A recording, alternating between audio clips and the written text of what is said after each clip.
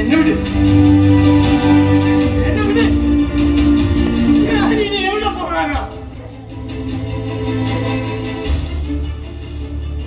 ആ എട്ടുകെട്ടിന്റെ ഇരുളടഞ്ഞ അകത്തളങ്ങളിൽ കൂട്ടുകൂടാൻ ആരുമില്ലാതെ ഒറ്റപ്പെട്ട് കിടന്നപ്പോ എനിക്കൊരാശ്രയമായത് എന്റെ കൂട്ടുകാരൻ എനിക്ക് എത്തിച്ചു തന്ന മരുന്നില്ലായിരുന്നു. അതിലൂടെ ഞാൻ സ്വർഗ്ഗലോകം കണ്ടു. ആകാശത്തൂടെ പാറി നടന്നു. ഇനി അങ്ങോട്ട് എനിക്ക് രക്തബന്ധങ്ങൾ ഉണ്ടായിരുന്നില്ല. എല്ലാം ഉപഭോഗ വസ്തുക്കൾ മാത്രം. എന്റെ സഹോദരി, അവളെ ഞങ്ങൾ ആവോളം ആസ്വദിച്ചു.